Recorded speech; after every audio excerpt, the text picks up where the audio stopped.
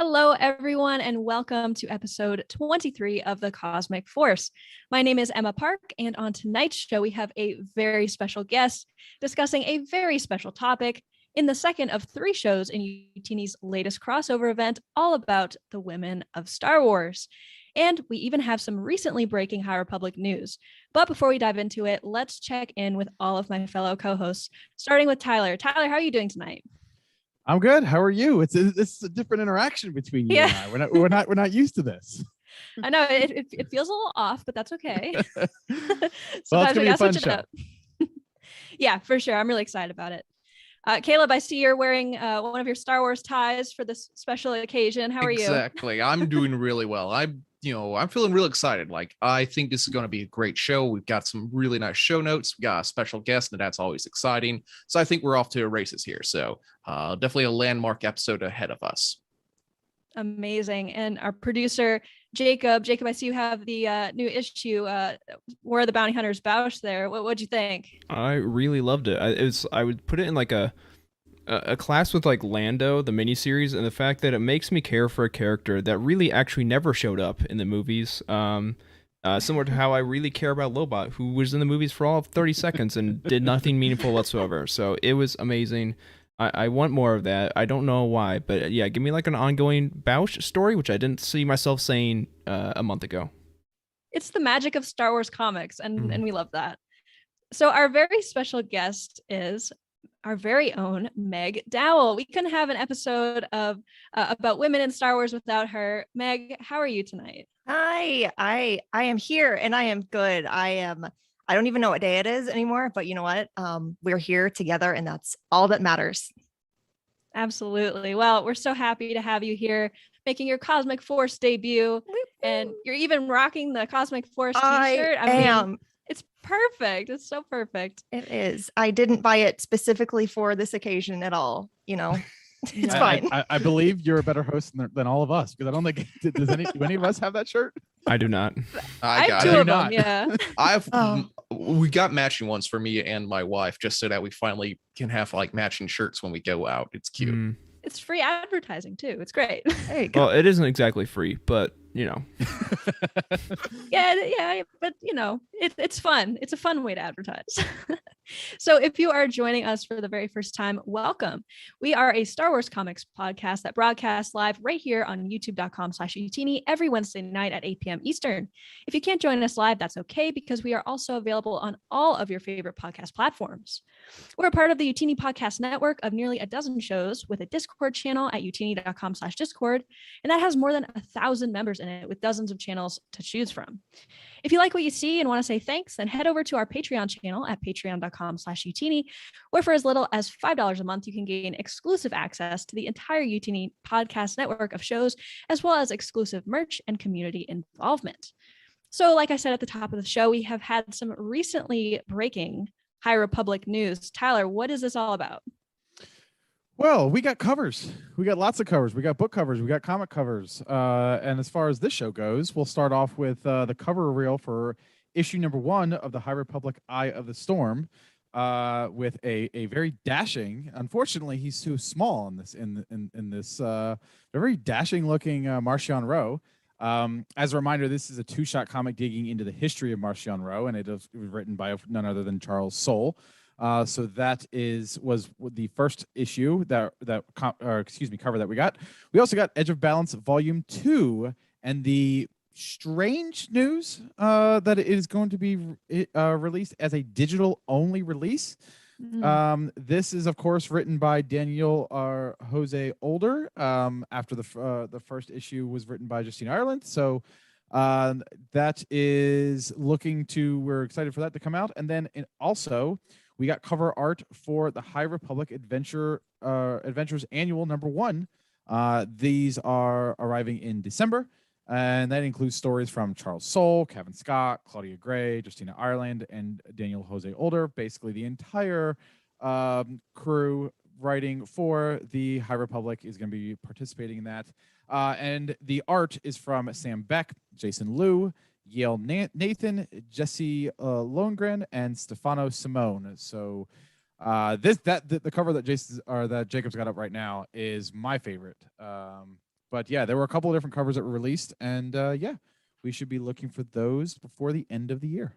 Yeah, that's really exciting stuff. I'm so excited that we're getting such a wide variety of authors writing in the annual. That's so cool. And one other thing I want to say for our video watchers, this cover that we have up right now, I said in our Slack channel earlier today that Lena So's expression reminds me of The Rock. If you know, you know. So those are going to be awesome. Thank you for rounding out that those comics news for us, Tyler. Now, Jacob, with our weekly pull list, we've got some awesome new releases today. What do we got?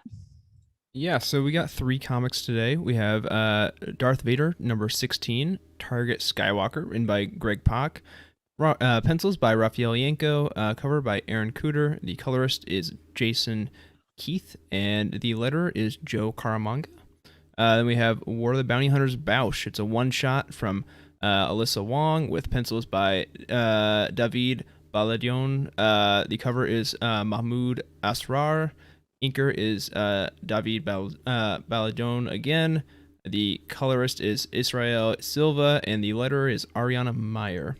And then lastly, we have High Republic Adventures, The Monster of Temple Peak, number 2, written by Kevin Scott, pencils by Rachel Stott, and the cover and inks are also from Rachel Stott as well. All the links for these are down in the description below if you want to pick them up on Comixology for yourself. Awesome. Yeah, really great issues today. I read the Darth Vader and the Bausch, and then I'm really excited to wind down after the show with Monster of Temple Peak. So really looking forward to it. So let's move on to our What We're Loving section. And this week for Art of the Week, we have a very special set of rules based on this week's topic. So the rules were that whoever is in the Art of the Week has to either be a woman or be drawn by a woman. So this is going with our Women in Star Wars theme, and I'm really excited to see what everybody picked. So let's start out like we always do with Tyler. Tyler, what's your Art of the Week? So my Art of the Week comes from High Republic number 3, and it is, of course, Avar Kriss being a badass and just slicing the Drengar in half. Penciler is Ario Anandito, the inker is Mark Morales, and the color artist is Annalisa Leone. And it was just fun. Like, I didn't get a chance to really finish the trade paperback after our review of it, so I was kind of going through it and just getting to this point was it was awesome to see her just doing her thing and coming to the rescue. So considering the theme of the week this week, I thought it was a good selection. Yeah, very nice. So I will go next, and mine is from Dr. Aphra, the 2016 series, issue 29, with pencils by Emilio Laso. And this was just, I loved this art here. I mean, we've got Aphra carrying a 000 on her back, and there's some really funny dialogue between them. This whole little series of issues here was absolutely hilarious. A little bit of like buddy cop type of thing between Aphra and 000. And I mean, Aphra is one of my favorite women in Star Wars comics, and we are definitely going to be talking about her quite a bit later. So next is Caleb. Caleb, what you got? This one also came from that Aphra run a little bit earlier. This is Aphra number 17. Pencils by Amelia Lasso, but also colored by Rachel Rosenberg. I think we might be talking a little bit later. But this was a really sort of fun thing because, this one is introducing one of my personal favorite characters from the EU here is General Harris and Dula, and her kind of the way that she plays off of Aphra in this whole issue and this whole arc. It's a lot of fun, and it's really nice whenever you see a character that from like Rebels or like your own little secret show, and they show up and like, haha, this is going to be a good sort of thing. And that was really sort of fun to see Hera back in this sort of thing. And she's made transition. She was in the video game Star Wars Starfighters Squadrons. Yeah. Yes. So it's nice that she's getting into other media. So it's really exciting to see her here. Yeah. Oh, I always love when Hera shows up in literally anything. So this is a very good pick. Jacob, what do you have for your Art of the Week? Yeah, so I'm pulling from something a little different. I'm going Forces of Destiny, the Leia issue, with art Nice. by Elsa Chartier.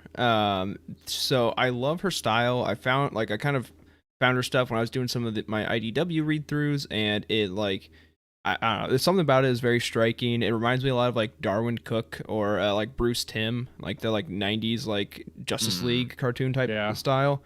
And it's super iconic for me, like growing up with that. And yeah, I love how her art transfers to Star Wars, and I really hope to see her do some more stuff in that medium because I am a big fan.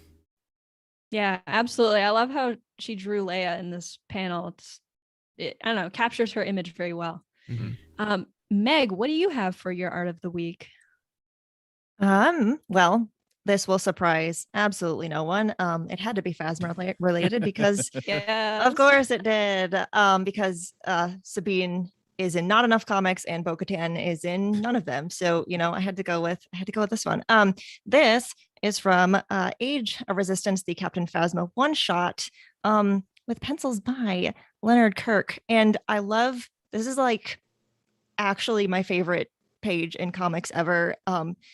Because this whole one shot is about this one stormtrooper who is like, Phasma, you have a name, you don't have a number, and you're different. How do I be like you?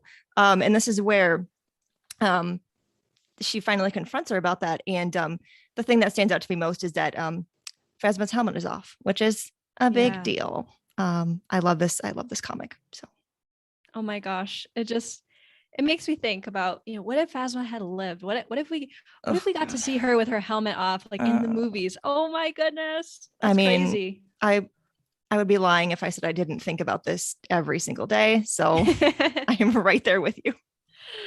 This was a great pick, and I believe, Caleb, we have a community submission. Exactly. This was our winner from the one and only Blind Fate. So I think I saw in the chat. This is from the Dawn of the Jedi Force War, art by John Dursema. This is a really, really kind of striking sort of one. And we put the kind of requirements in Discord, and you guys really knocked it out of the park with some really good options, some really good picks here. I don't know. I think we were all kind of drawn to this one just because of like, it shows like such a kind of a regal entrance, almost like a fine entrance. Like it's a really cool sort of thing. And I said it last time when the cover art won it. I think I really need to figure out and start reading this Dawn of the Jedi stuff. This looks really good. Yeah, Jan Dursema's art is always just so amazing, and we are going to be talking about her for sure later on in the show. So normally we would go into what we're reading, but instead of doing that, I really want to give Meg a chance to plug a project of hers. Meg, what do you got?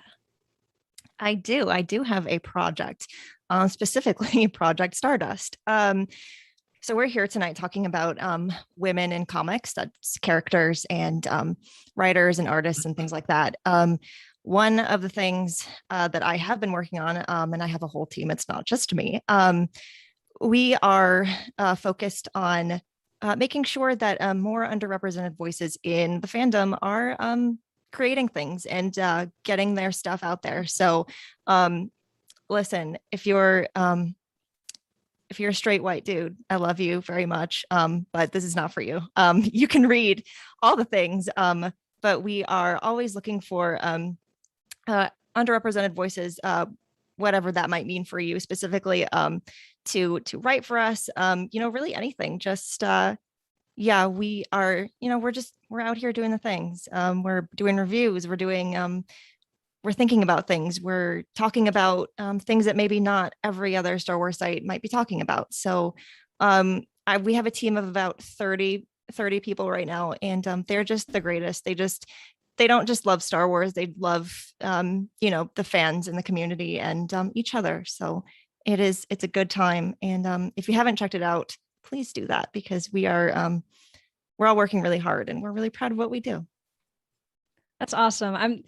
This worked out so perfectly with our topic tonight and the project. It's so amazing, and I'm so happy that you started it, because it's a great place for women as well as people in underrepresented communities to have their voices heard. I think that's so important and so amazing. So thank you for sharing that. Of course. So before we dive into our celebration of women in Star Wars comics, let's take a quick ad break and we will be right back.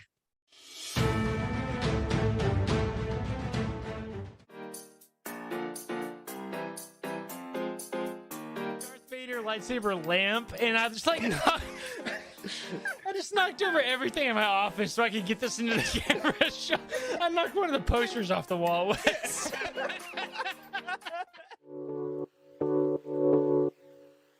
Anderson cover. I have heard the Anderson cover described by some friends of mine as one of their least favorite Legends covers, and I don't totally know why. Maybe it's just because Depa Balaba has this dead stare in the background. You know what it is?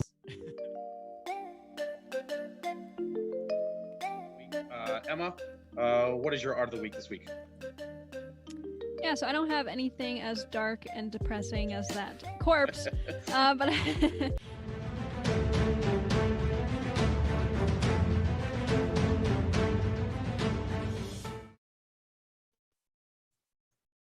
all right, we are back and we are talking about women in Star Wars comics. So a big reason why we wanted to discuss this topic is that comics have not necessarily been the best space for women to be in. It's been negative and a little bit toxic, to say the least, towards women in the past and even a little bit currently still. Also, women haven't always been represented the best in comics. So we wanted to shine a light on the representation that Star Wars comics have. And I have to say, to kind of hint at some things that's coming, when I was doing some research for this show, I had no idea that there were this many women creating in Star Wars comics, and it made me so happy. It made me so happy, but it also made me realize that we need to sort of highlight the creators more, not just the writers.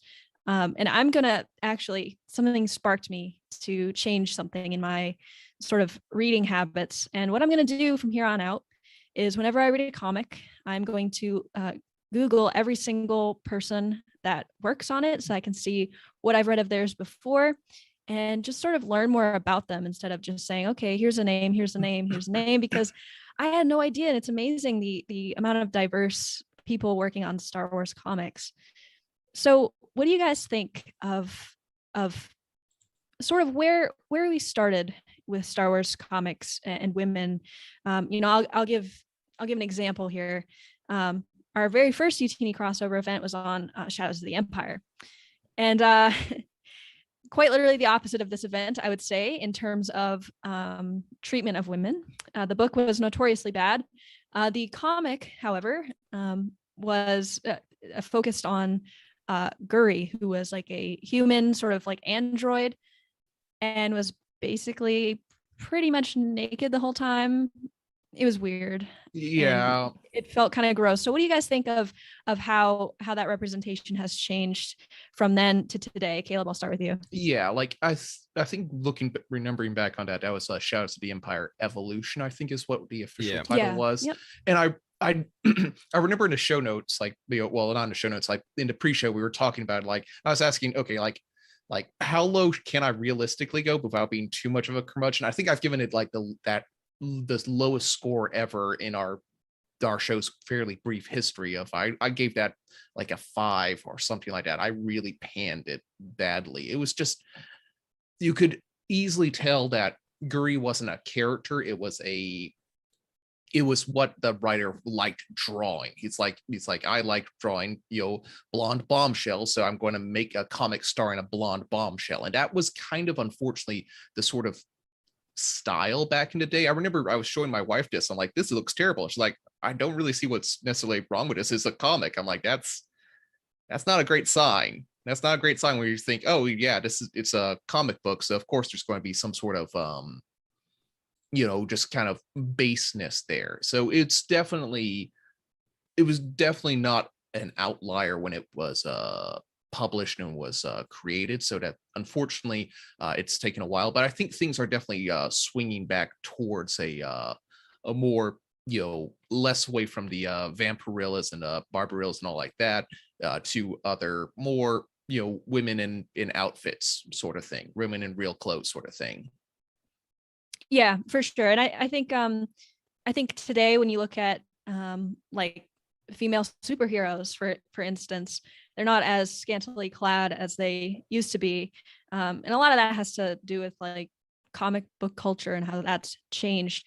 Something else that I came across in my research, and I think we've talked about this on the show before, is the idea of the women in refrigerators trope in comics, or fridging as they call it, which is basically using women as a plot device only to benefit the male character storyline by way of some sort of a sexual assault or a murder or injury or something like that. And unfortunately, this has happened recently in Star Wars comics, in Bounty Hunters. I believe that issue came out in 2020, and so we clearly still have some work to do. Yeah, Meg, what are your thoughts on this fridging trope, and do you think that we've made any sort of improvements in that area? I mean, clearly there's still plenty of room for improvement. There is plenty of room to grow. It actually surprised me last year when that issue came out. I mean, what was not surprising was the negative reaction to it. Seeing a lot of women, especially, kind of stand up and say like, no, this is not okay, this should not still be happening, was encouraging. Just to have that reaction of like, oh, we know this should not be like this. I mean, it never should have happened, but to be able to, for women to be able to stand up together and say we can't do this anymore is, there's that at least. I think we've come a long way. I think it's a lot less prominent, and I think using last year as an example, when it does happen, I think more people are willing to call it out. But yeah, we still got work to do. Yeah, it's as a child of the 90s, there was a certain, women were depicted in comics in a certain way, and those for those of you that are my age, I don't need to go into any further detail, and for those of you that are younger than me, you just Google it. I don't need to go into any further detail as to how they were depicted, but it's encouraging. As all of you know, I have 3 kids. I have an 11-year-old and an 8-year-old who are very interested in comics, and it's very encouraging to see that I can share the stories of the mainline comic where Leia is front and center, or Aphra, who is the lead. And they're depicted in a completely different way than women were depicted when I was growing up. And I'm talking about just comics in general, not necessarily Star Wars comics. So it's encouraging that we are starting to turn around the corner. I will, take the leave it to Emma and to Meg to tell us when we've gotten to that point, and based on what Emma's already laid out, we're not there yet. But I think that there's been a lot of progress that we've been making since the 90s, and it's encouraging as a dad to be able to see that I don't have to. Comics aren't PG-13 anymore, and I can really share them with my kids and really allow them to read that and see strong characters like Aphra and Leia. Rey's not featured as much in the mainline comics, but having the movies where she's featured, it's nice from a parental perspective to be able to show that to my kids. Yeah, I love that you brought that up. I mean, it is so important to show women being treated how they should be, in a respectful manner. And I think having media like comics do that in this day and age is so important. So that's great to hear. Exactly. It's nice that we don't have to be embarrassed about certain aspects of our hobby, That's a good word. Yeah, absolutely. Yeah. Absolutely. That's a great way to put it. So that's kind of the negative side of comics in the past and a little bit current. But here's some positive for you. More original characters nowadays in this era of Star Wars comics are women. That's incredible. I mean, I feel like I open up a Star Wars comic and there's at least one original woman character, or even some legacy characters. I mean, Leia's in so many things, and she's always written really well. And we're going to talk about 6 major original to comics female characters, but there are many more who play some sort of role. Like they're not even just main characters. There's a lot of side characters that are really awesome that are women. And of course, we have more writers and artists that are women. I mentioned that I was shocked at how many women have worked on Star Wars comics. And like I also said earlier, they deserve the spotlight too, for sure. So, Jacob, I believe that you were recently reading the Forces of Destiny comic. And that's kind of centered around, female characters, and is a sort of a way for girls to, or anyone really, to sort of get into Star Wars. Can you talk a little bit about your experience with that? Yeah, so I mean it's been like a month or two, but yeah, I read through the Forces of Destiny. You can buy it as a trade paperback. It's like a multimedia project, so there's shorts on Disney Plus. There were like dolls, and then there were comics. So I think there was one on, oh boy, Rose and Paige, Tico, Rey, Leia, Padme, I think. Padme and Yeah. Ahsoka. And then I think and Hera had one too. Hera. I think that was all 5 of them. But yeah, it's like a really fun, cool story. And Em and I were talking the other day about, the show. I was like, when they're shooting on the Living Force, they mentioned this briefly. I'm like, okay, we should probably mention this because it's great that we have women writing and we have women writing creators, same thing. Women creators, women characters, but we also want the avenue for young girls to get into Star Wars because Star Wars is for people of all ages. And it's great that we have something that young girls can get into, like Tyler was saying, as a parent, it's, you want to kind of be watchful over what your kid is consuming. But I think these are great stories to share with them, to get them into the universe and show them some great female role models and female characters. So yeah, I would definitely recommend them. And they're fun to check out, even if you are, not a young girl. So I think they're quality comics. It's just like the IDW stuff. You don't have to be a kid to read it. Yeah, absolutely. I mean, man, if I had those shorts and these comics when I was a little girl, I would have flipped my lid. Oh yeah. Meg, what would like little 6-year-old Meg have thought of this? I mean, really the only character I remember ever really like looking up to is Leia, because it's really all we had. Same.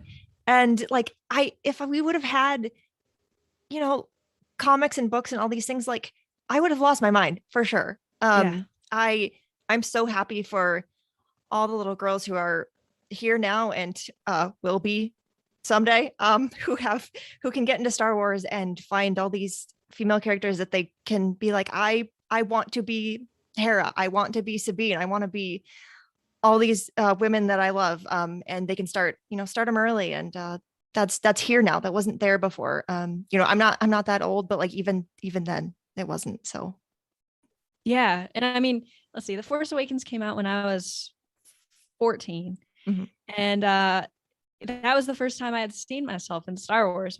I mean, obviously I looked up to Leia and I looked up to Padme, but they didn't feel like, they were attainable, a female character with some sort of, major visible flaws. And man, it was just so special. And that's exactly why representation is important. I mean, so Force of Destiny is a great pathway for that.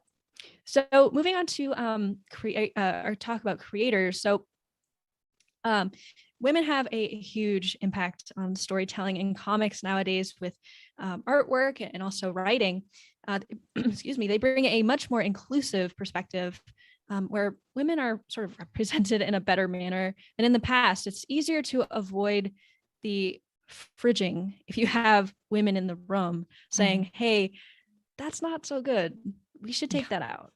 And that's really, that's important. So we're going to discuss a bunch of creators here, and this is by no means an extensive list. There are seriously so many more creators than we're going to talk about here today. I was overwhelmed by how many I found, so I picked some of the bigger names today that people will recognize and have read and looked at some of their work. So Meg, you have the first group of creators here. Why don't you go down through their names and what they've worked on? Yeah, of course. I will do my best with these names. I did not practice how to say them. It's fine. And we have Elsa Charretier, who is both an artist and a writer, mainly on the Forces of Destiny comics. So we talked about those. So we have her. And we have the wonderful Delilah S. Dawson, who I love for many reasons that I may have mentioned already on the show once or twice. She has been a writer on some of the Star Wars Adventures comics, which is fantastic. Yeah, did you see the picture that I picked for her, Meg? She's holding up a Phasma helmet. Yes, so cool. I'm so happy. I'm gonna take a minute. I'm just gonna really enjoy it. And then we also have Mary Jo Duffy, who way back in the day was a writer on Star Wars 1977 for some of the issues toward the end of that run. So good for her. Yeah, I was amazed that she was writing in the 77 series. Yeah. That's incredible. Yeah. And I really want to catch up on that. I've been kind of working through that series. I want to get to those issues that she's written because that's amazing. So I mean, she wrote has it as issue 70 to the end, which is 37 issues. Oh, yeah, 37 out of 107. That's not a small amount either. So it's a pretty big she must contribution. have done a good job. Yeah, absolutely. Tyler, who do we have next? Yeah, I've got 3 more names here. I've got Jody Hauser. She is a writer for the Age of Republic, the TIE Fighter comic, the Thrawn adaptation, and the Rogue One adaptation. And then, of course, we have Justina Ireland, who is a writer for many things, but from a comics perspective, she wrote War of the Bounty Hunter, Jabba the Hutt, which is probably the best. Maybe Bausch might be right up there with it as the best sort of single comic that we've had in the War of the Bounty Hunters. And look, what do you know? Bausch also written by a woman we're going to talk about later. So there you go. There it is. And then she also wrote the High Republic, The Edge of Balance. And then also Marjorie Liu, who is also a writer, and she wrote the Star Wars Han Solo comic. So pretty much every gamut of Star Wars comics is it has some sort of woman representation in it. It's really cool to see. Yeah, absolutely. And just a quick side note, Justina Ireland is one of my favorite authors in all of Star Wars books or comics, and I really hope she gets a chance to do more comics because she did a really great job with both the manga and the War of the Bounty Hunters. Jabba the Hutt. Yeah, she's on the annual for Star Wars Adventures because everyone is. And then was she on Life Day Treasury? I want to say she. I know Jody Hauser was. I remember that light bulb went off when Tyler was talking about her earlier. But I want to say Justine Ireland might be as well. Oh, if she is, that is exciting. I can look that up real quick while you guys keep going. Yeah, sure. So I have the next 3 here. We have Sam Maggs, who is a writer on issues of Star Wars Adventures. And I was shocked, actually, when I was researching her work, that the recently announced Knights of the Old Republic remake, she is a writer on that game. This is unbelievably important. I know that we don't talk about video games on this show. However, it is key to note that this is huge news. Unfortunately, she already got some backlash for it, but does that surprise anyone? Unfortunately not. No. However, I am really looking forward to seeing what she does on that. And I haven't gotten to her Star Wars Adventures issues yet, but I was looking at some of the reviews for them, and everybody says that she's just an awesome writer. Yeah, and to confirm, yes, Justina Ireland and Jody Hauser are helping out on the Life Day one shot. So there you go. Oh, that's great news. Okay, we got more to look forward to from them. That's great. All right, so next up we have Kelly Thompson, who wrote the Captain Phasma series. So, Meg, I know that you know her work very well. I do. That was a great series, by the way. It was amazing. Oh man. Yeah, I mean that cover art too. Look at that. That's amazing. Oh, we love some Captain Phasma here. Yes, we do. And then last up on our list is Alyssa Wong, who wrote or is currently writing Dr. Aphra 2020. That's still going on, and wrote the one shot, the Bausch issue today, and she did a fantastic job.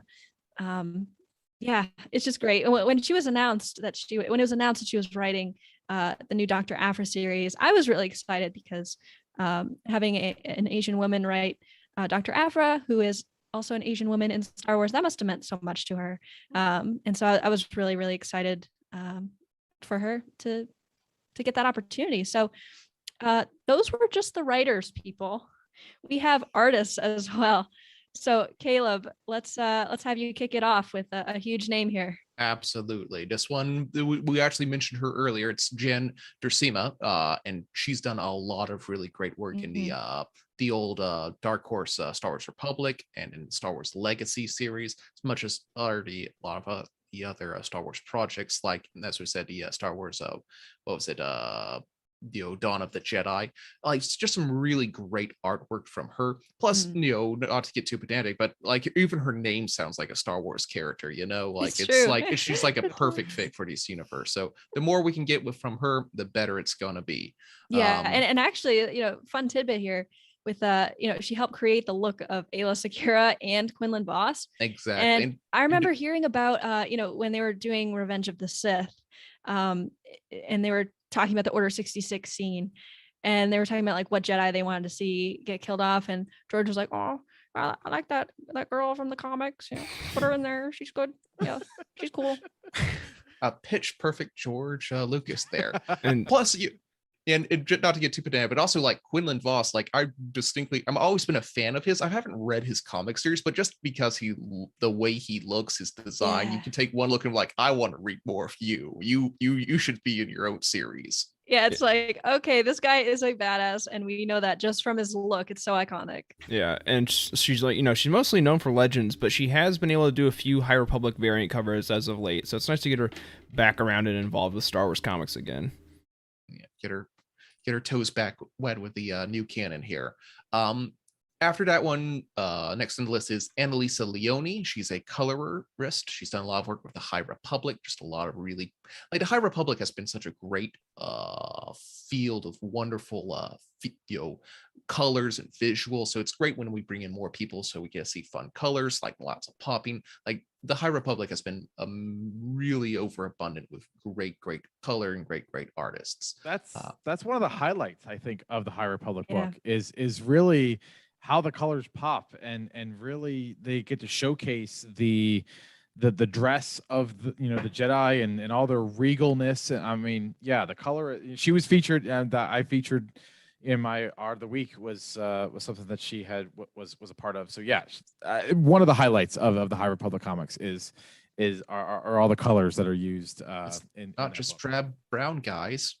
It's not just Brad Brown. All right, next up on the list is Megan Levins. She's an artist, and she's done a lot of various work with Star Wars Adventures, and Star Wars Adventures is always a great place to go because you never, to quote Forrest Gump, you never know what you're going to get. You're always going to get something good but I feel like Star Wars Adventures has a lot wider range to do different styles and different ways of writing comics and showing them on the page. So it's really great that we got let her kind of flex her muscles there. I don't remember off the tip of my tongue if we talked about any of her show ones when we did the Republic Adventures episode of ours. No, I don't think so. Oh well, maybe on our follow-up of Star Wars Adventures, the back half. Yeah, I think maybe she's done the more recent issues. I kind of want to say it's hard to keep track of because the art, like, it is. There's a new writer like every issue basically, and there are 2 writers per issue at least. So it's a little bit of a jumbled mess of creators. So yeah, for sure. But you know what? The art is in Star Wars Adventures is always so spot on. So whatever she's done, it's been great. Jacob, I believe you have the next round of artists here. Yes.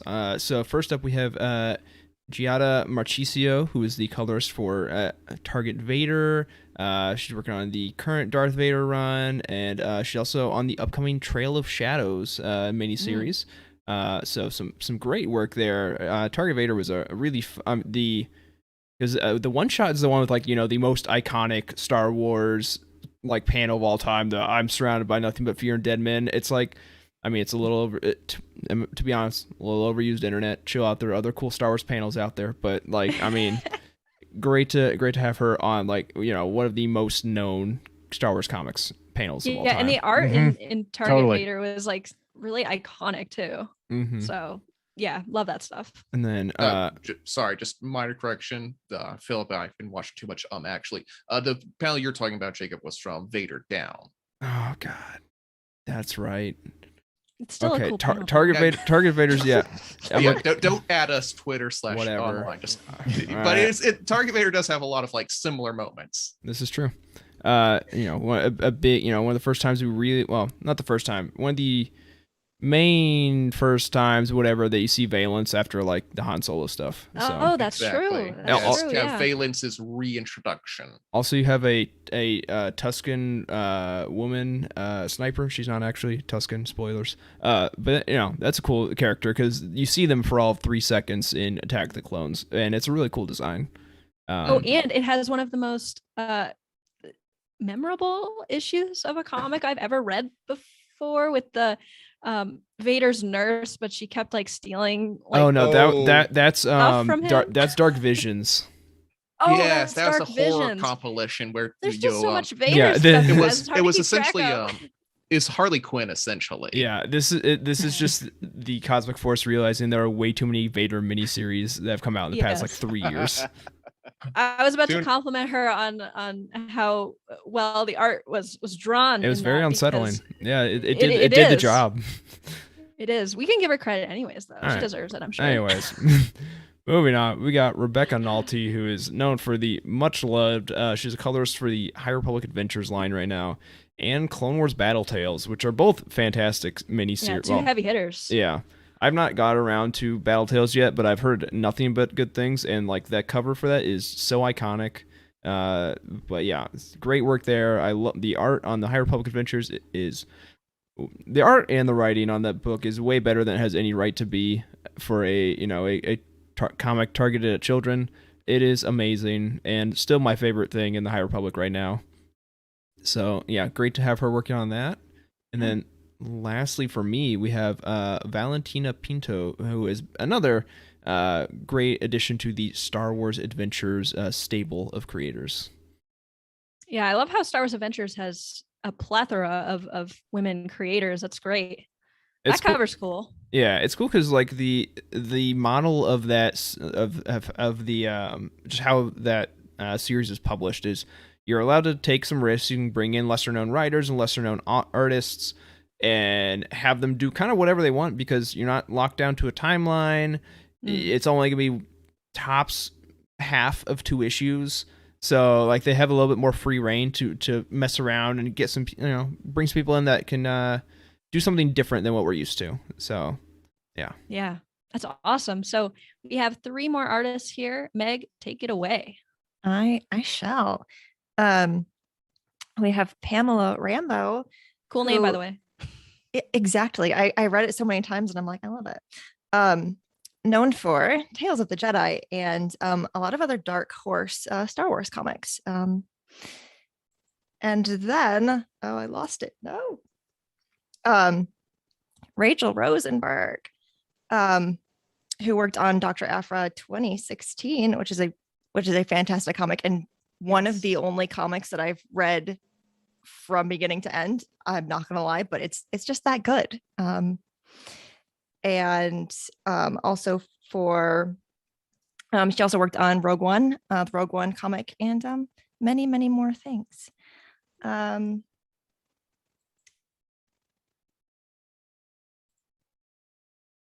And okay, there we go. I'm fine. We're good. And we have our artist for Monster at Temple Peak, which is Rachel Scott. Yes, not to be confused with Kevin Scott. Every time we talk about Monster of Temple Peak, it's like written by Kevin Scott, art by Rachel Stott, and it's like No whoa. relation.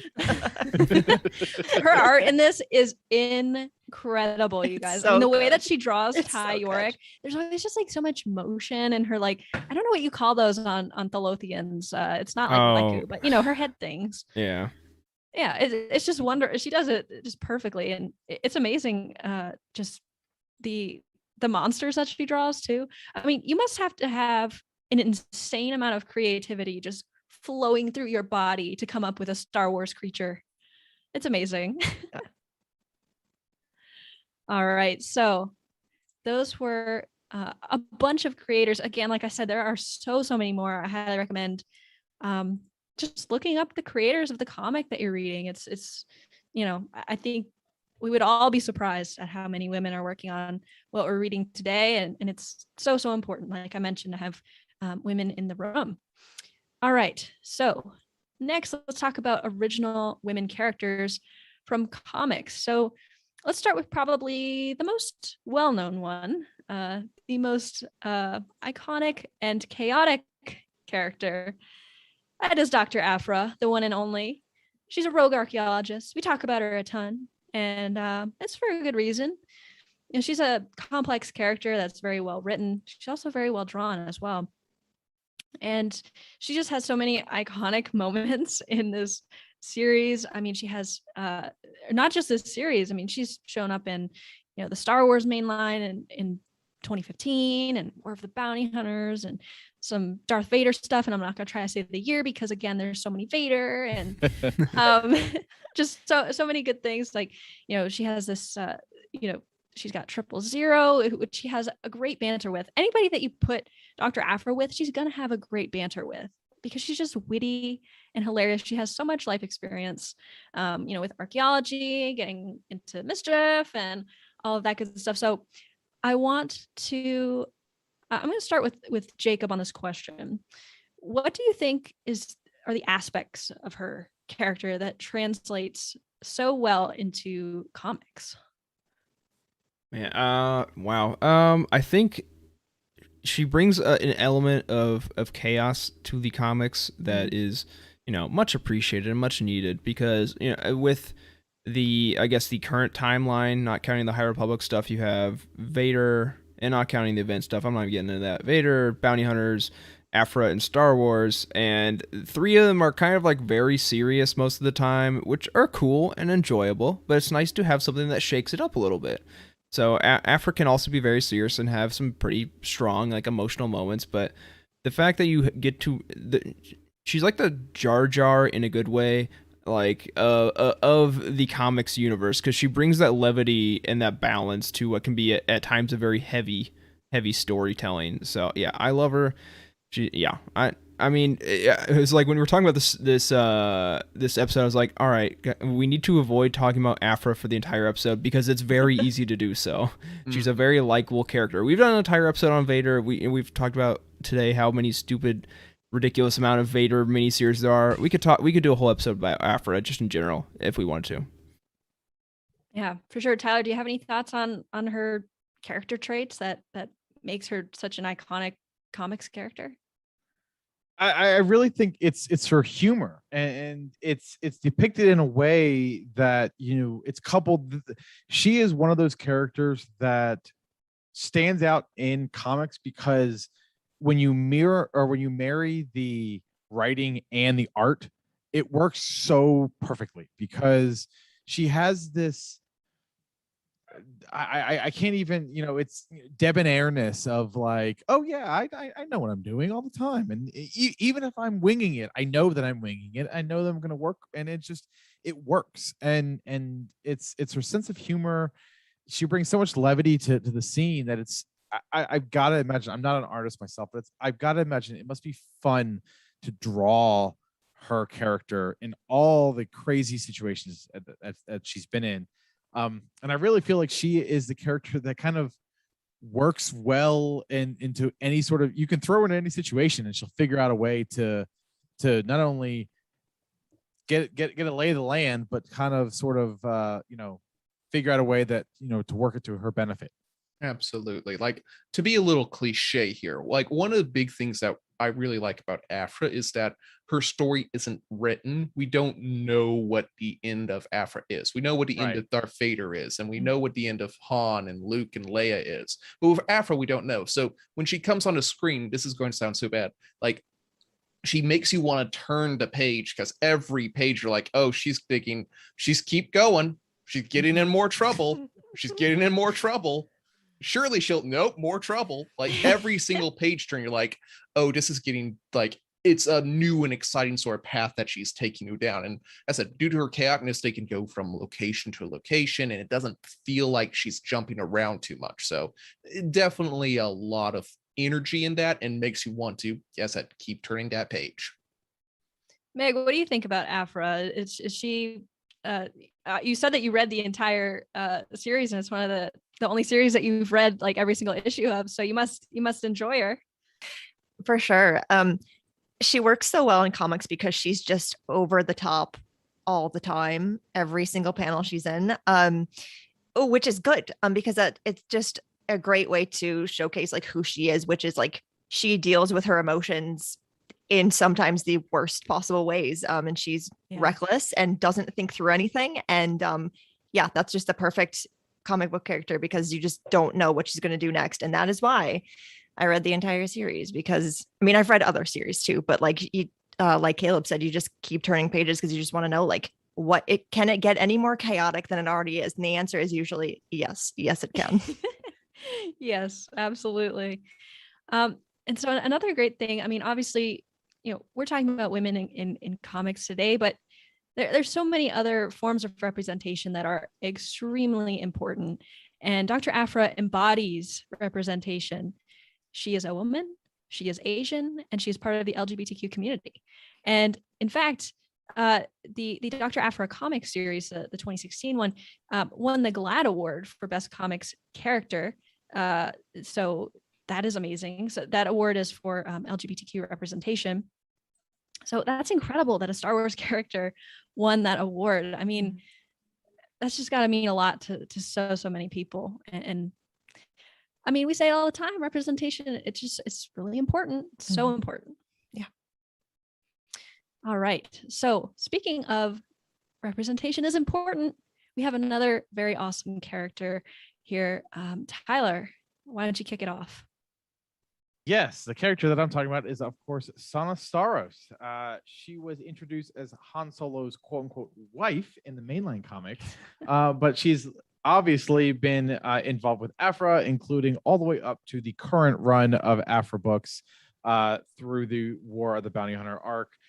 She's actually also crossed over into the books. She was featured in Last Shot by Daniel Jose Older. And I want to toss this question over to Jacob. Why do we think that Sana, of all the characters that start in comics, why do we think that Sana is the one that has crossed over as frequently as she has? That's tough. I mean, from a story perspective, it makes sense because she, has connections with everyone. She has histories with Han and with Lando and with Afra. So, it makes sense to see her around a lot. She's a very fun character to be able to, to see. I think she's especially with her relationship with Afra, she's the only one that can put up with her shit. It's like yes, okay, So okay, Afra, like we get it. We're moving on. So yeah, I think she balances out the chaotic energy that Afra's putting out there, and that makes her, that's a tough act to keep up. So she's a very fun character. I love her ship, one of the coolest ship designs I've seen in the comics. Yeah, I enjoy. I think she's enjoyable every time she shows up. I don't think I've ever had a issue where I'm like, Sana Starros. Like she's always, yeah. I think she's been pretty well used, which is every single time, which is surprising again for how many times she's been used in the comics that we've never like had a misstep with her. Yeah, absolutely. Meg, what are your thoughts on Sana? I mean, this picture of her, by the way, so badass and cool. I think that was from the Pride cover, right? I think so too. It looked so. very recent to me. Yeah, I think it is. Yeah, I mean, a perfect character to put alongside Afra. They need each other, and they also need to stay as far away from each other as possible. That is the perfect description. Yeah. Oh my god. You know what? It's crazy though. That made me think like they are so similar to each other that they need to stay away from each other. Please. But they also need to be together. But they also need to stay away from each other. It's like it's like that back and forth, and that's what makes their sort of relationship really fun. I mean, exactly. I remember when I was reading Last Shot, and it's like Sana Starros shows up. I was like, what? This is nuts. Oh yeah. And I want that. I want that for Afra. oh man, it'd be cool to like get a book with them together. I mean, get that chaotic energy into books. Comics, we have a ton of chaotic energy. Let's bring it over. Let's bring it over to books. We need some more chaotic energy. Right. It's not exactly the same, but we do have the audiobook, which again is an adaptation of the comics, but yeah, we get some more Vader. I can and you finally get to hear 000's voice. Hint, hint. It's not a deep version of Anthony Daniels. I learned that the hard way. But yeah, that's also a great thing if you like Afro, by the way. If you haven't checked that out, please do. Oh yeah. The audio drama was a lot of fun. Now, here's my quick, 5-cent question. Who's going to make it into like the video game world first? Do you think it's going to be Stanosaurus, or do you think it's going to be Dr. Afra? I don't know if any of them will. Like, I don't know what to expect with Star Wars video games now. It's like, I expect a Jedi Fallen Order 2. I don't see any of these characters showing up. Yeah. I don't know, like, maybe Afra shows up as like a hero character in like the next Battlefront game. That's like the only thing I can think of, because I don't see a natural entry point for any of them in the stories that we at least can relatively easily see coming out. Yeah. I mean, I think that like, okay, if we're just talking about our dreams here, I would say that like a Tomb Raider game with starring Afra, but make it in Star Wars. Like, give me that, please. Like, pretty please. I would want that. But also, I mean, if you think about like TV, I mean, there's definitely some opportunities for these characters to show up in live action, and that would be mind blowing. I mean, what if Afra showed up in the Mandalorian. Mando season 3. She's a perfect character to have a just random run-in with any of the characters in Mandalorian. That would be so awesome if we could see her in that, or I guess Andor would probably be a little too early for that. But yeah, she's got the perfect job, the perfect way to be able to just have a cameo where she, they run into her in a cantina and she's there, and then she's, off. Maybe Sana's there with her too. Yeah, oh my gosh, absolutely. that'd be so cool. I want it. I want it too. Or maybe Mando needs a ride because his Razor Crest is gone. He needs a ride, so he goes and he goes up to the cantina. There's Afra and Sana in her really cool ship, which I can never remember the name of. Volt Cobra. There it is, the Volt Cobra. Nice, good memory. It's because we've been in this situation like 3 or 4 times. It happens a lot. It's burned in my memory, just like it's right next to Figurin Dan and the Moldal Nodes. It's Figurin Dan. Figurin Dan and Mold Nodes. Like, it's not something that's ever going to be relevant, but it's here and it's not leaving. Yeah. Good, because I think we've had to Google it mid-show like 3 times, which is absolutely. weird because it's one of the coolest ships I've ever seen. So I was just thinking this for one of them maybe show up in Star Wars television. I would love to see, like, because we have the Ahsoka show coming up soon. Like, Ahsoka needs to go on some mission somewhere, and she calls up Luke and it's like, Luke, I need a partner. He's like, look, she's a huge pain in the ass, but like Dr. Afra is the one you need, and you have like God, good yes. luck. Please. Like, she almost sold me to space vampires this one time. It did happen. Sorry, she did sell me to space vampires, but And there were bugs, and I had no idea what was going on. Halfway through the arc changed. All right. We do have a couple of our characters that we probably should talk about here, right? Next up is Magna Tolvan, not Manga Tolvan, Magna Tolvan. She is the kind of, it is a little sad that a lot of these great characters are just people that are pinging off of Dr. Afra, but she is a great character herself. For those not to know, she's an Imperial agent, or Imperial lieutenant who often was introduced in the Afra series and kind of serves as kind of a foil, but mainly the love interest, who's bouncing her attraction to Afra for some reason. I don't know what she would see in Afra, but in versus her service to the Empire. So she's kind of a really fun character because she's a very, Sana Starros and Dr. Afra kind of play together pretty well in destructive ways. Meanwhile, Tolvan's she's a very like direct sort of person, very straight back, very Imperial, very regulation focused. So like when her and Afra get together, there's a lot of like sparks there, and that's always fun to see. So, it look like she's there's some like debate on whether she's like fully loyal to the Empire because she can't swap sides, but there's a lot more to it than that. Like, what are your guys' thoughts onto her? Is she just doing some? Is she just like the sort of person who just needs a place to belong, or was she an Imperial? Is she still like a true blood Imperial all the way through?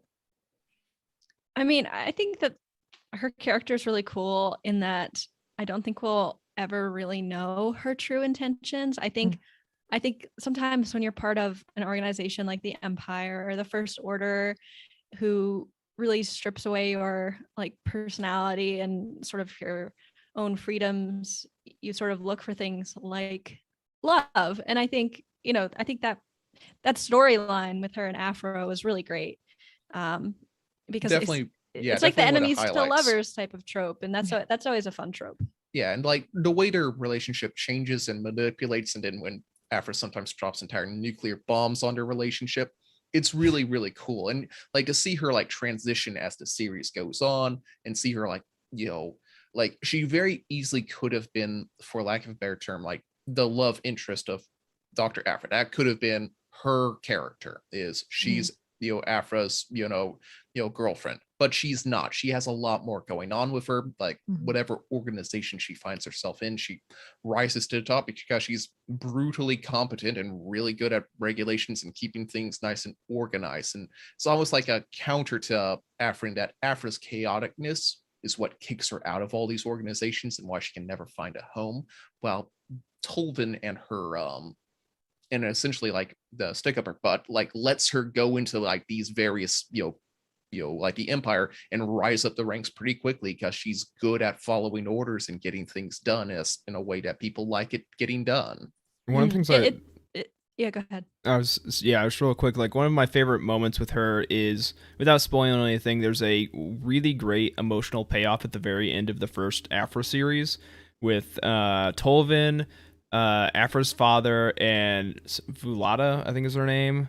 Just like the end, just kind of like coming together and just more or less just emotionally dealing with everything that Afra has gotten them through, or part of it is pushed them through, and then part of it is like gotten them through on the other side. It's a very interesting kind of look into, I guess, more complicated like loving relationships where like you have family that you might love, but they might not always do the best by you, but you still have a soft spot for them. I feel like that's kind of like what is embodied in all these characters at the end of the arc, and it is, I think, a very big payoff for what was a very off the wall story in a good way.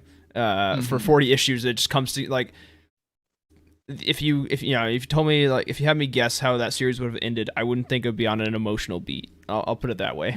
Yeah, and it's kind of like the highlights in this series of just how well the story is like began, middle, and ended, and how like the character arc was true to all the characters, but you felt like everything came together in a really, really strong way.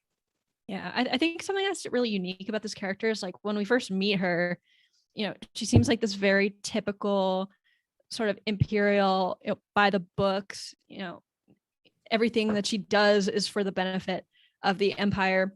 So she's very traditional in that way, but the look of her character is very non-traditional. Like, did we ever find out what that is like around her neck? Like, did she get injured? I think I saw it's cybernetics, but I don't think they ever explained like why she has the cybernetics and upper skin and her arms.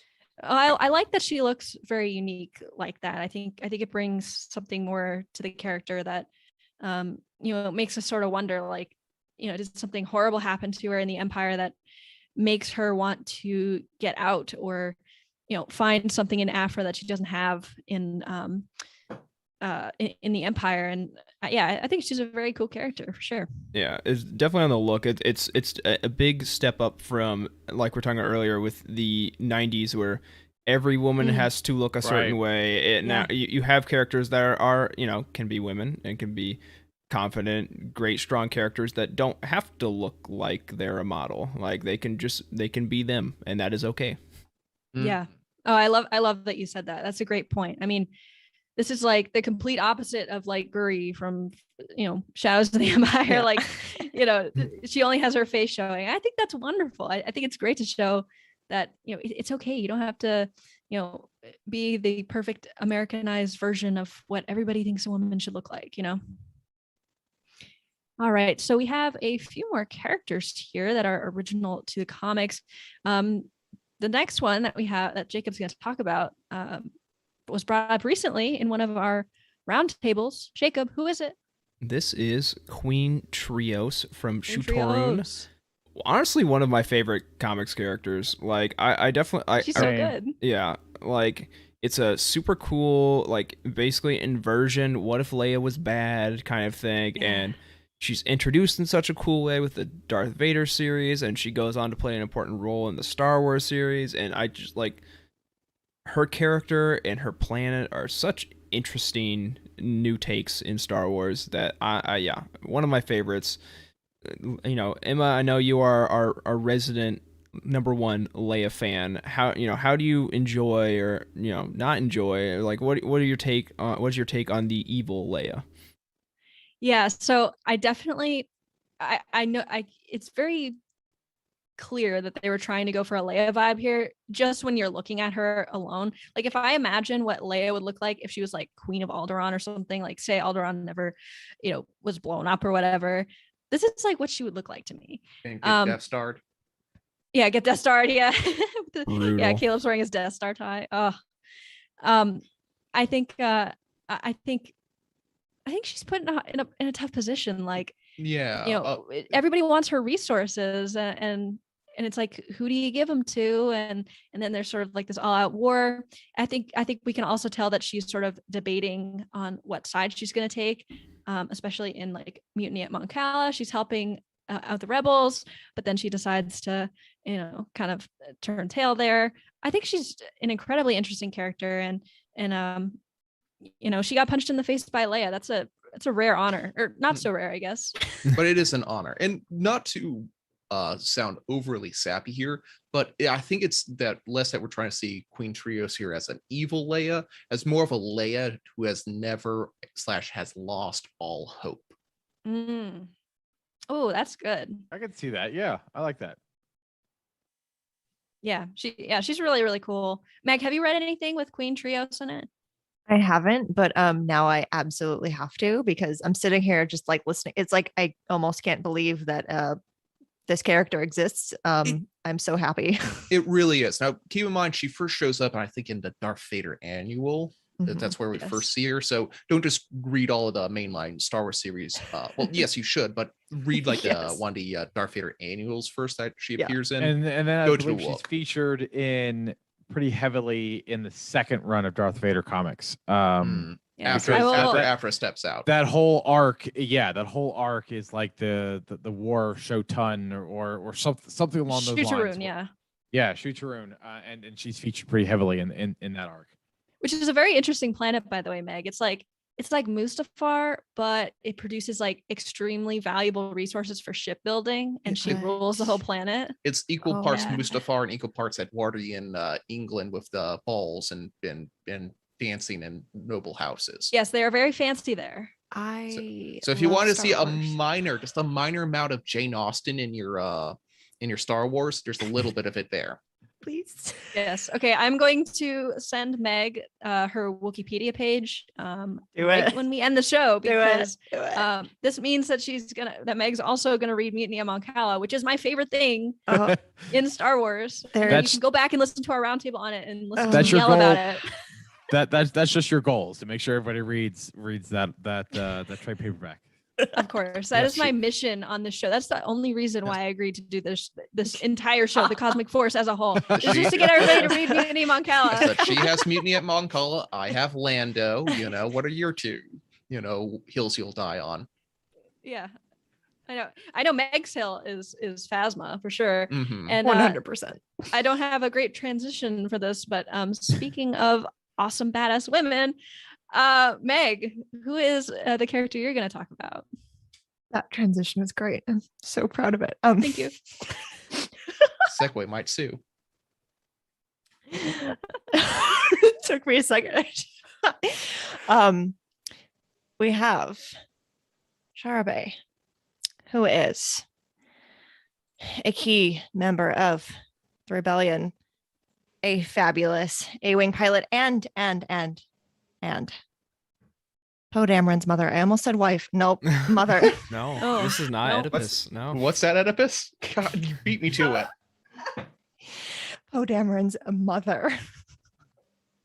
Yeah, Charabae is so awesome. She's been in the recent run, the 2020 Star Wars mainline as part of Starlight Squadron. She's actually played like a pretty big part in well, before War of the Bounty Hunters, I guess.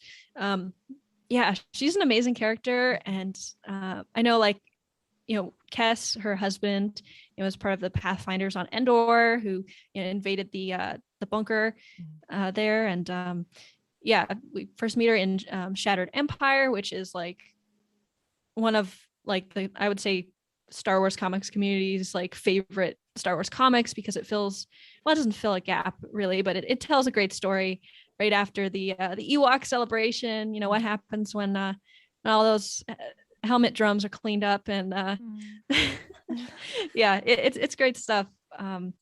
And also, I don't know if I know Meg has, but if anybody's read Poe Dameron Freefall, that book, it has a little bit of Shara, way more Kess than Shara, but we do get a little bit of Shara content there. And I mean, it's amazing to see actually, like, throughout even like the Poe comics, like we clearly see that Poe gets all of his talents from Shara, all of his flying skills, because she's such a darn good pilot. Second only to the Darth Vader comic, this is the storyline that I'm most excited to get back to once we get through with War of the Bounty Hunter. Yeah. Where we left this off in the mainline comic. Mainline comic has been my favorite of the current runs. Yeah. So I really want to get back to her. I really want to get back to that to that storyline and really figure out exactly how she's going to get out of the situation that she's in, because she's deep behind enemy lines right now, and I really want to know how her story continues. Absolutely. And one thing I really like about her character, Sharpay's character here, is it feels like, and definitely in previous medias and all like that, a lot of times women were defined by their relationships and their roles with the men around them. But it is nice to see a loving relationship between her and her husband. And it's, healthy relationships aren't that common in Star Wars. So it's great true. when we I can say that. It's nice when we get a good representation here. And it's like, and like I'll always remember that the scene early in the Star Wars 2020 run, where it shows him looking out into the giant fight that's going on that could wipe out the rebel fleet. It's like, they're going to win because my wife is out there, and I have absolute trust in my wife and that she's going to save us all. And that's a great sort of thing. It's like, okay, these people are in a great relationship, and I'm here for it, and I want to see more of this. So it's great to see, not having a woman defined by her relationship with a man, but seeing them both be strengthened by that relationship. Yeah, well, I would 100% agree with that. And the other thing too, I mean, especially in some of the older Star Wars material, it was more rare to see a prominent woman be a pilot in a squadron. And so I think it's really important to have that representation as well. I mean, being one of the leaders of Starlight Squadron, and I think that's important. Like, I mean, put her in Rogue Squadron, or is she dead by then? I don't really know. But if she's not dead, please put her in Rogue Squadron. I'd like that. Well, we don't even know when Rogue Squadron is, so we're all like doing a little bit of math in our heads. I think it's like 2022, well, no, right? In the timeline. But yeah, no, there's a lot of great women pilots now. You got like half of Black Squadron. Yep. You got Shara Bay. You have Nora Wexley. Yes. You got Iden Versio. Hera. Of course, yeah. It was like we were talking about this. I think it was in the Living Force chat the other night, and so, like, listening on female pilots, and someone's like, "Oh yeah, Hera." I'm like, how do we forget Hera? I know. I think because we see her as like such a great leader, like a military leader. It's that like, General we forget, Syndulla. Mhm. Yeah. We forget that she's like also an incredible pilot that rivals Right. like some of the best pilots we've ever seen in Star Wars. But speaking of women pilots, transition. Evan Verlaine, another female pilot. This is our last character of the night. She is from Alderaan. She's an X-wing pilot, and she helps Leia on a mission, which takes place between A New Hope and Empire Strikes Back, in which she tries to find the survivors of Alderaan in the what is it called? It's just called Princess Leia, the comic. Yeah, the it's like a Princess mini Leia. series. Yeah, it's Mark Wade miniseries. Mark Wade, yep. It's really amazing. They go back to Naboo. There's some really amazing like flashbacks that Leia has, but it's really cool to see their relationship and to sort of see their bond over their home planet having literally just been destroyed. And I also think the other cool thing that I really, really enjoyed in this mini series was that we got to see just two women going on a mission together. There was nobody else around, and I think that was really, really important for representation. Meg, have you read this out of curiosity? I haven't, but once again, now that we've talked about it, I gotta add it to my list. Your interest is piqued. I like it. It is. It is. Jacob, like- what do you think of Evan Verlaine? Yeah, well, it's the Princess Leia comic, definitely very good. It's very early, like it's 2015, I think, Yes. very early in canon. And it's cool. It was so exciting to see her like pop up recently because now she's a part of Starlight Squadron. Mhm. So Yeah. it was like, what was It's that? like, they issue haven't number forgotten about this. 3 or 4 or something like that of the main Star Wars run right now. It was like it had like a big shot of like all the members of the squadron and like the old text bubble with all their names. So, like, is that the person from that thing? I was like, you're either from the Leia miniseries or like you like died on Jakku in the Aftermath books. I don't know which one it is, but yeah, no, it's super cool to see her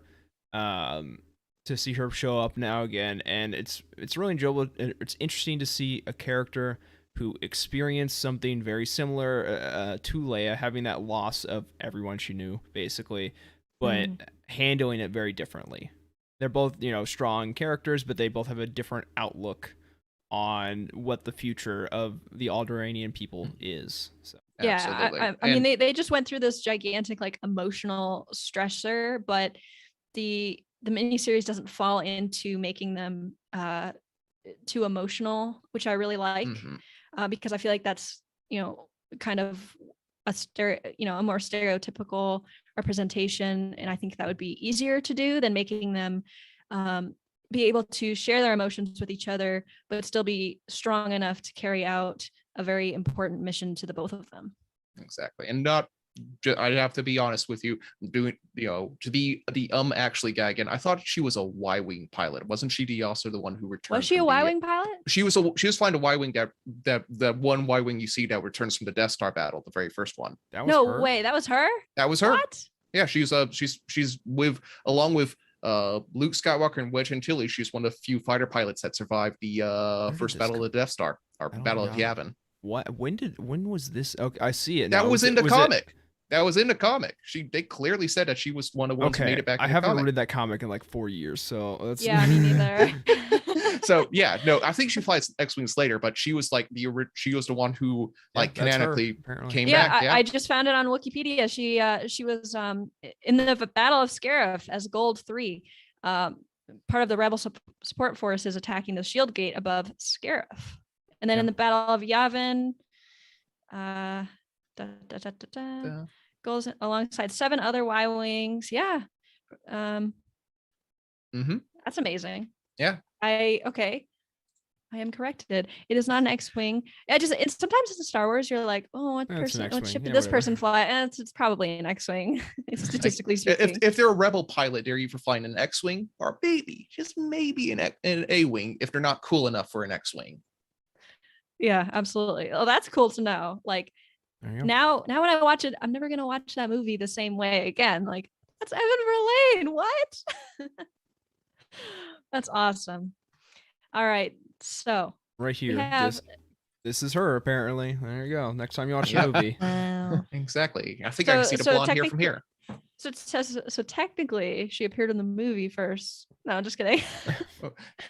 Scratch her from boy. the show. Cut the last 15 minutes. We're out of here. Yep. She's not comics original anymore. Nope.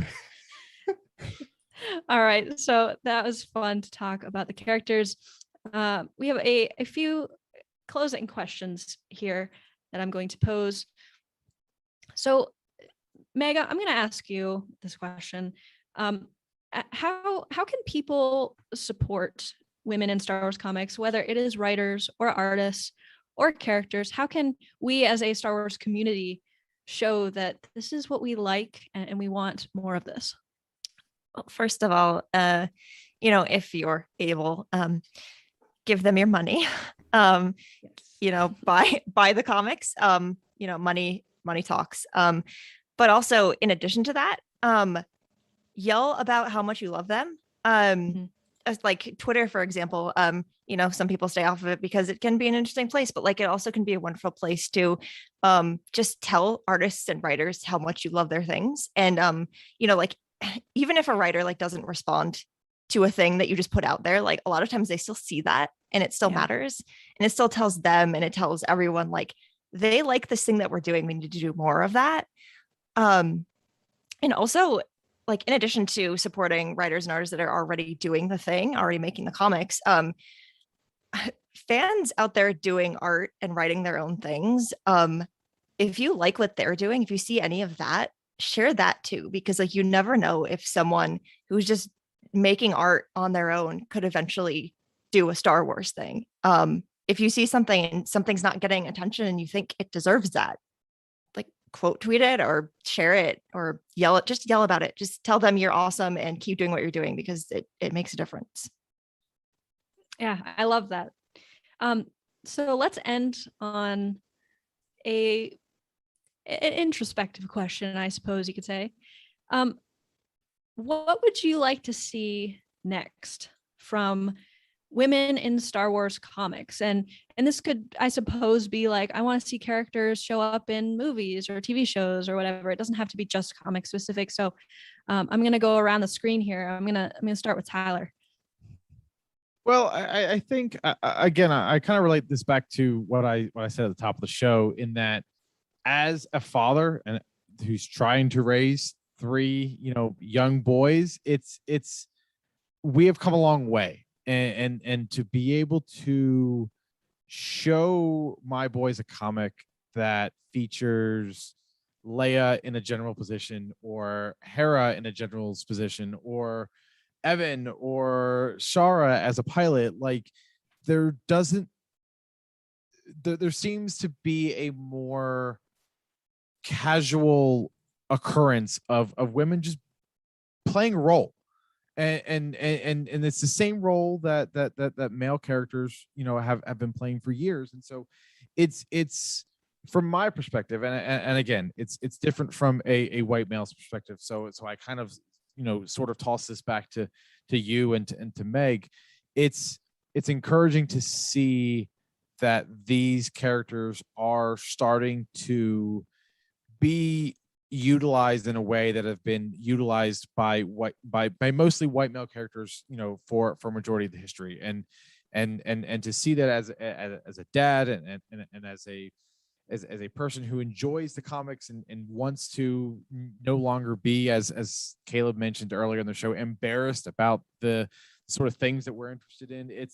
It's nice to be able to see that, and to be able to see that there is a more equal representation compared to what it was 20 years ago. I don't know if it's still, I don't know if it's equal, equally equal. But there seems to be, we've come a long way since the comics that I remember when I was 13, 14 years old, to be able to share those sorts of, stories and situations with my kids. That's great. Caleb, do you have any thoughts for what you'd like to see next with women in Star Wars comics? I think I'll just like ditto what Tyler said. I did. I was pretty much exactly what we need to be saying is like, I feel like we've definitely corrected a lot, and we're in a lot of very good position. Like the High Republic, like we have two comic series right now with like 5 more on the way, and if you include the Edge of Balance, all of them are starring women, Yeah. Right. and that's really cool. And I'm really glad about this. And I know angry Twitter's people will be angry about everything, but it's good to see that we're going to say, hey, listen, like we've had like all of the media has been male led. Let's see what happens when females lead it. And guess what? It's the same. It's still really good comic stories. It's really great Star Wars. Like the characters are great. The world is still the one we love. So seeing women in Star Wars is great, because that means we need more Star Wars, and we get to see different types of characters come through and be more like less completely and totally stoic, and we get to see like emotions that are played out that if you're traditionally, if you put it on a male sort of thing, it's not like kindness is not the sort of thing that is normally that you associate with people. Like we like Boba Fett because he's a hard ass and he does really nasty stuff, and we like Boba Fett because of that. But now we get to see other characters come in and like who was that character Lumpop. Oh, no. Lumpop, Diva Lumpop. Like she's a amazing character we didn't get to talk about, and I went out and actually bought her physical comic because I want to support that. I want to see like that sort of characterization go on. So more women in Star Wars means more developed characters and more interesting archetypes we can explore. So I'm 100% for it. We need to see more women, and we've seen more characters and more diversity, because that gives us better characters for people to say, that is my favorite character. I love that. Absolutely. Meg, what do you think? What do you want next for women in Star Wars comics? We talked a lot tonight about some of the original women characters that have been in comics. We need more of them. It's great to have like the same familiar characters that we know and we love, and that they know that everyone loves, but give us more. Give us, the more characters you have, the more opportunity you have to create more diversity, just because you have to make every character different. They can't be the same. Just keep doing that, and keep letting women be the ones to drive that, to write the characters, to create, what they look like. And just don't ever stop making, just keep going. Keep going. I love that. Absolutely. Jacob, thoughts? Yeah, no, definitely like more is great. Like if we we had some great characters we talked about, but if we eliminated Afra, her ex-girlfriends, and like D-list comic characters, we'd have like one person to talk about. And like that's a little disappointing. Like it's a lot of qualifiers, but still you get the idea. There's some people we could have talked about Keith, but they're definitely like we need a deeper bench of quality like ABC list female characters in Star Wars comics. The other thing I want to see, give me a freaking like explicitly trans woman in a Star Wars comic. Like we're making progress. We got a few like non-binary like Sarah Tarrant and Sai. Sai Cantum. Yeah. But yeah, expand beyond the cis woman definition. Like like we said, Twitter will be a toxic firestorm of a place, I'm sure. But you can't, like, at a certain extent, you can't let that kind of rule your creative decisions. Like, give us some more representation.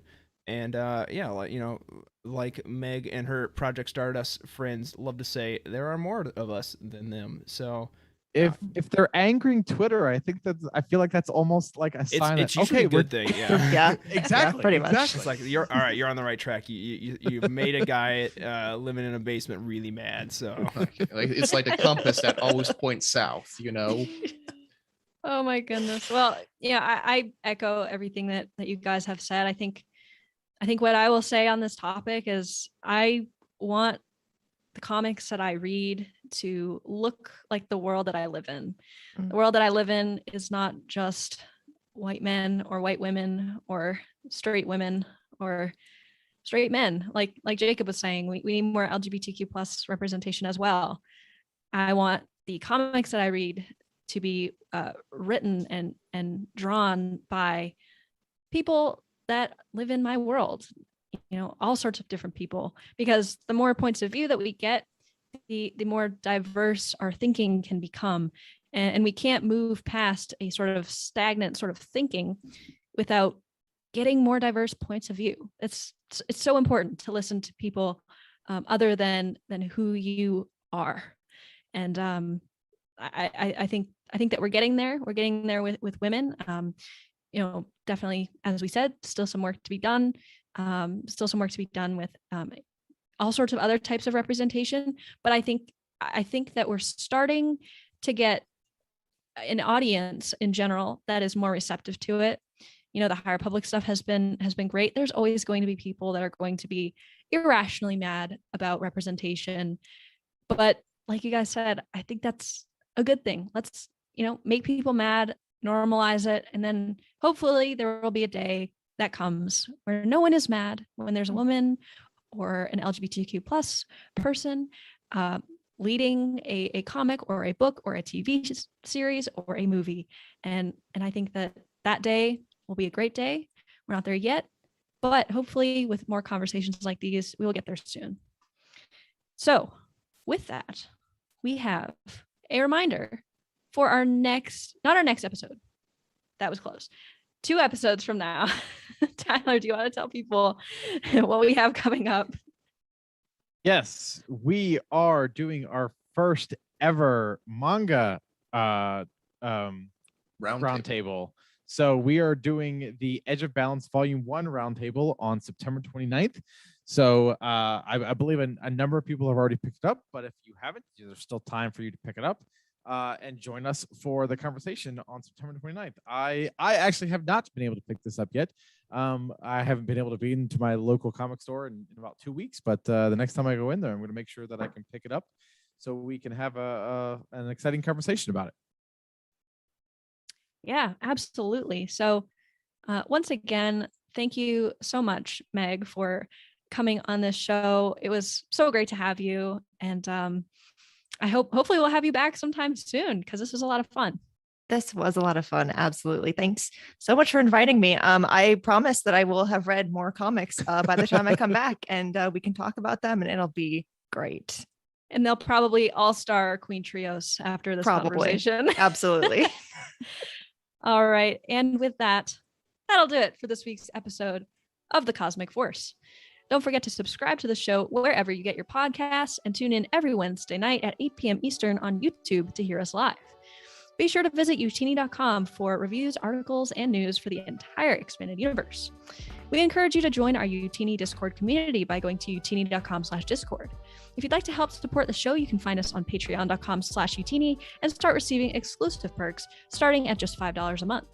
A special thank you to Cheryl Bell, OK Endar, Jeremy Kazina, Patrick Ortiz, and Carl Sander on our Jedi High Council, Elizabeth Cloutier, Jason Mitchell, Freddie C., and Sally and Chris Eilerson on our Alliance High Command for their amazing support. You can tweet the show at Cosmic Force Show or at the host individually. Tyler is at Ty Rags. I'm at Irma Jedi 26. Caleb is at Caleb Lamanek. Jacob is at Jacob Bausch. And Meg is at Meg Dowell. Thank you so much to Tyler, Caleb, Jacob, and Meg for hosting with me tonight. And a special thank you to all of our listeners for joining us. We truly appreciate you. See everyone next week, and may the Force be with you.